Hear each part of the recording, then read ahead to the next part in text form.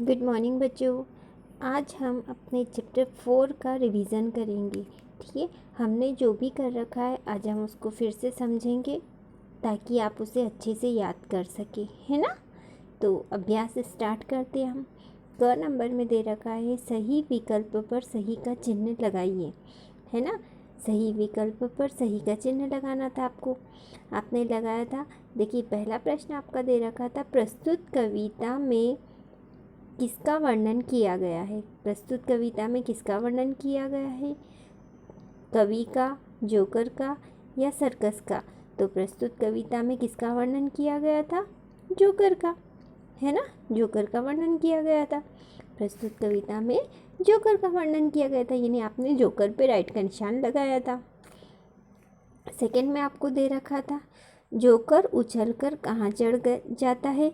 तो जोकर उछलकर कहाँ चढ़ जाता है, सीढ़ी पर, साइकिल पर या बांस पर। तो जोकर उछलकर बांस पर चढ़ गया था, है ना। तो आपने बांस पर राइट का निशान लगा लिया था। कहाँ चढ़ गया था जोकर उछलकर, बांस पर। तीसरे नंबर का क्वेश्चन आपको दे रखा है जोकर कैसे करतब दिखाता है। तो जोकर कैसे करतब दिखाता है, ऑप्शन में आपको दे रखा है उल्टे सीधे, टेढ़े मेढ़े या बेकार। तो जोकर कैसे करतब दिखाता है, आपने राइट किया था उल्टे सीधे पे। जोकर कैसे करतब दिखाता है, उल्टे सीधे करतब दिखाता है ना। ये आपने राइट किया था। आपको याद आ गया ना सारी चीज़ें। तो इस तरह से आपके ये सही विकल्प कंप्लीट हो गए। अब ख नंबर पर आपको दिया गया था कविता की पंक्ति को पूरा करना। ये आपने कविता के आधार पर इन पंक्तियों को पूरा कर लिया, है ना। जैसे आपको दे रखा है मोटा पेट हिलाता है, आगे जो भी था आपने कंप्लीट कर लिया था, है ना। सबको खूब हंसाता है, मोटा पेट हिलाता है, सबको खूब हंसाता है। अगली लाइन थी आपकी उछल बांस पर चढ़ जाता है। आगे क्या था, उछल बांस पर चढ़ जाता है, रस्सी पर वह दौड़ लगाता। इस तरह से आपने इसको कंप्लीट कर लिया था। ठीक है, ग नंबर पे आपको दे रखा है दिए गए प्रश्नों के उत्तर शब्दों में दीजिए। शब्दों में इनके आंसर्स आपको देने थे, आपने लिख भी लिए हैं, है ना। पहला प्रश्न आपको है जोकर की नाक कैसी है, गोल मटोल। कैसी है जोकर की नाक, गोल मटोल। यहाँ आपने लिखा था गोल मटोल। प्रश्न उत्तर में भी आप इसी तरह से ऊपर नीचे आप लिखेंगे, प्रश्न ऊपर लिखेंगे, उसके नीचे आप आंसर लिखेंगे। तो जोकर की नाक कैसी है, गोल मटोल। दूसरे नंबर का प्रश्न आपको दे रखा है सर्कस में जोकर क्या क्या करता है। सर्कस में जोकर क्या क्या करता है। तो इसमें आपने उत्तर लिखा था उल्टे सीधे करतब दिखाता। क्या क्या करता है, उल्टे सीधे करतब दिखाता है ना।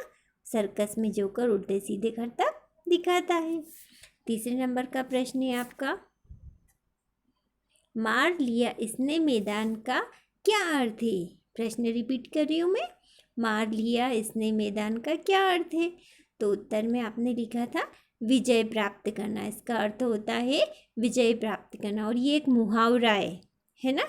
मुहावरा है मार लिया इसने मैदान, इसका अर्थ होता है विजय प्राप्त करना, या फिर अपन बोल सकते हैं सफल होना। ठीक है, ये कंप्लीट हो गया। अब आपको घ नंबर का प्रश्न है।